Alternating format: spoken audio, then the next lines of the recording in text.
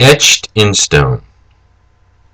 Whenever I get back to New Jersey, where I grew up, to see my family, I always plan some time to spend in Stillwater. Stillwater was absolutely a fantastic place to grow up, and it really hasn't changed at all since then. It's in Sussex County in the northwest corner of New Jersey, where Pennsylvania and New York meet, right at the foothills of the Appalachian Mountains, not far from the Appalachian Trail. While in Stillwater, I make the half-mile trip up Maple Lane from my old house to the cemetery. The cemetery is by the former Schaefer family farmstead. The Schaefers were German farmers who, along with several others, founded the town in the late 1700s.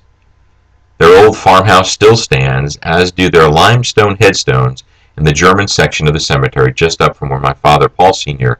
and my brother Tom are laid to rest. The German word for cemetery is interesting. It's called Friedhof, or literally a peace farm. And the setting of the Stillwater Cemetery on a sugar maple-lined country road looking out across Roof's Farm and the banks of the trout-stocked Pollenskill River is just that. It's a peace farm. I find it a peaceful place to pay my respects and to ponder the lives of those who have shaped or touched my own. Walking around the Peace Farm on the last trip that I made back home struck me at how many names on the headstones I recognized. Dozens of family names of people that I grew up with. At least a dozen had names of people that I knew personally, from the headstones of a teenager who had died tragically in high school to the headstones of people I saw nearly every day at the village's country store or in the elementary school that I attended just around the block from my house. The record of their births and deaths, etched in stone as markers to their lives and their passing from life. Someone like me living far away returns every few years to read their stones and to notice. I wondered last time I was there if the Schaefers had any living relatives who know or care where the remains of their ancient German relatives are laid, and I doubt it. I'm not sure who first spoke of our lives on earth as lived between the lines of born and died as etched on our headstones, but the idea does make you think. If you request it after you're gone, someone will etch those things on your stone.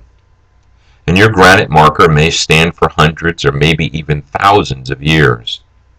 But truly the only thing which will count is not etched in a marble memorial in your final resting place.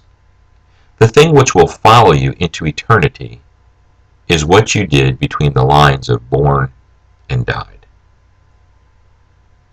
Because of Jesus Christ, those who trust in Him can look forward to the day when bodies that are resting in peace farms and elsewhere in the wide world will be raised, will be resurrected.